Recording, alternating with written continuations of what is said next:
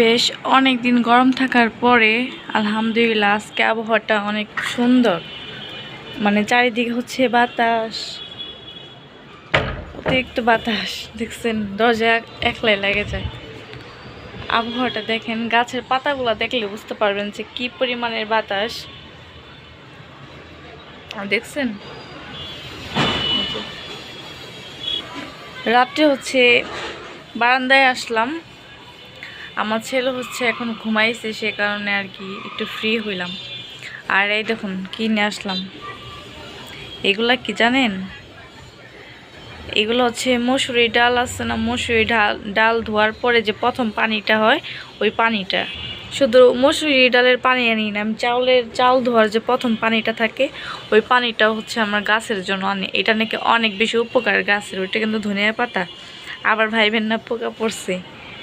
যাই হোক, আজকে হচ্ছে পানি দিয়েছিলাম দুপুরের দিকে অল্প পানি। হচ্ছে দেখেন মাটি এখনও কিন্তু শুকায় নাই, কিন্তু এই টপটার মাটিটা মানে পানি যতই দিনে 2 বেলা যদি পানিও দিই তারপরও হচ্ছে মাটিগুলো একদম শুকায় জায়গা। এই যে গাছটা একটা মইরাও গেছে, দেখছেন? এখানে কিন্তু পানি দেওয়া হয় তারপরও। আর এখানে হচ্ছে আমার সব সুন্দরী গাছরা। গাছ কিন্তু অনেক ভালো লাগে আগে থেকেই, কিন্তু হয়তো জায়গার অভাবে গাছ বুনতে পারি না। এই যে কচু গাছের শাকটা, কচু পাতাটা কত সুন্দর হয়েছে। আর এইটা হচ্ছে একটা সিম গাছ। এই সিজনে সিম হইব কিনা কোনো মানে আইডিয়া নাই। তারপরও একটা বেশি ফালাইছিলাম, হয়ে গেছে। এখন দেখি কি করার, ভাবতেছি এটা বাসায় নিয়ে যাব। মানে মাটি আছে, লাগানো যাইব। আমার এখানে তো মাটি একদমই শর্ট, যা আছে এতটুকু গাছই লাগে। তার মধ্যে দেখেন এখানে কতগুলো গাছ হইতেছে। এই যেগুলো মনে হয় লাল শাকের বিচি না, এই দেখছেন ছোট ছোট বা দাঁড়া এরকম। আর এই যে হচ্ছে একটা শাক গাছ হচ্ছে আর কি, যে আমাদের এখানে হেঁচি শাক বলে, আবার অনেক জায়গায় দেখলাম যে হেঁচনি শাকও বলে। এক এক জায়গায় এক একটা।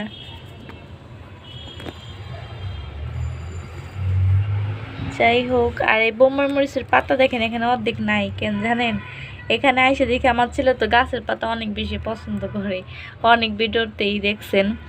এই দেখেন এখান থেকে আইসে দেখি, এই যে এখান থেকে অর্ধেক নিচ্ছে আর এখান থেকে অর্ধেক নিয়া মানে চাবাইতেছে। আমি কি তুমি কি খাও? এখন দেখি গাছের পাতা নাই।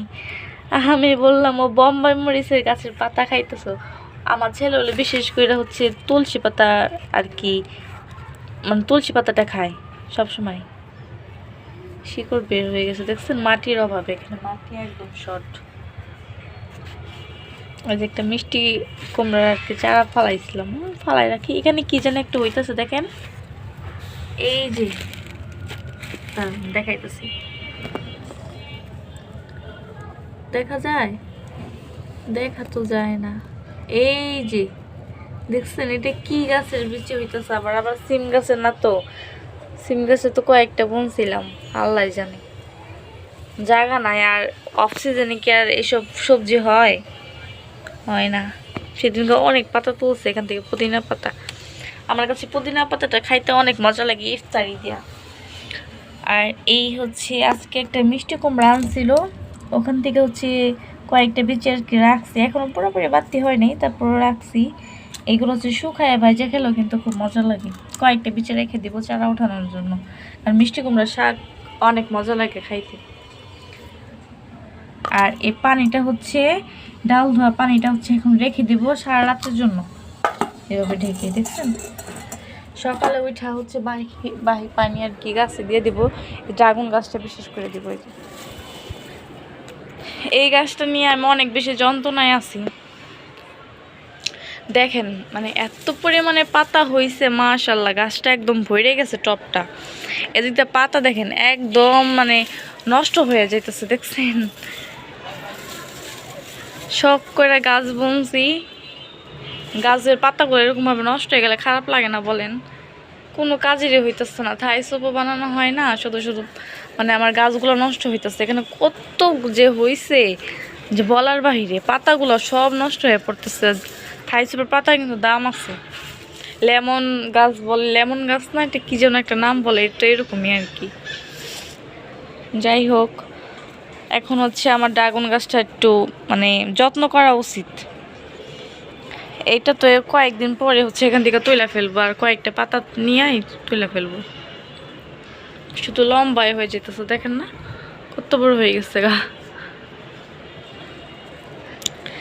আপনাদেরকে তো হচ্ছে অনেক ভিডিওতে বললাম যে যারা যারা হচ্ছে ড্রাগন গাছ বুনছেন তারা হচ্ছে একটু আইডিয়া দেন কি মানে খাবার দিলে ড্রাগন গাছের জন্য ভালো হইব। আমার তো প্রথম হচ্ছে ডালটা লাগাইছি, এর মধ্যে হয়েছে, এখন কিভাবে কি করলে গাছটা ভালো হইব এটা একটু আইডিয়া দিয়া যায়। দেখছেন মানে খুব দ্রুত বড় হয়ে যাইতেছে। আর এখানে হচ্ছে এক ধরনের শাক আছে যে এখন রাত হইলে এগুলা জৈবা যায়, দেখাচ্ছি। এই শাকগুলো খাইতেও কিন্তু অনেক মজা হয়, একা একাই হয়ে যায়। এখানে একটা চারা দিছিলাম, ছোট্ট একটা চারা, এখান থেকে কত মানে কত বড় হয়ে গেছে। বাসায় গেলে অবশ্যই 2-3টা চারা নিয়ে যাবো এই গাছের। আজকে কি পরিমাণের বাতাস!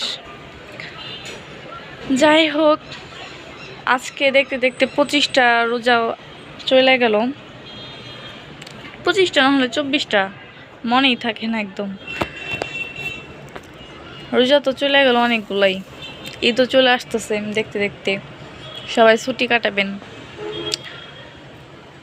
আসলে বড় হওয়ার পর ঈদটা আর কি অত একটা আনন্দ দেয় না। ছোট বাচ্চাদের এখন দেখলে খুব ভালো লাগে, যেহেতু আমার ছেলে আছে, ওদের ঈদটাই হচ্ছে ভালো লাগে দেখতে। বড় হইলে আসলে সব কিছু মানে সময়ের সাথে সাথে সবই বদলায় যায়, এটা বাস্তব। আগে ঈদ আসলে অনেক বেশি আনন্দ লাগতো, যখন ছোট ছিলাম স্কুলে পড়তাম অনেক আনন্দ লাগতো। আমি হচ্ছে বিশেষ করে বেশি ঈদ কিন্তু গ্রামে বাড়িতে করতাম, দাদা বাড়িতে বেশি করতাম। তো তখন আমার দাদা বাইসে ছিল,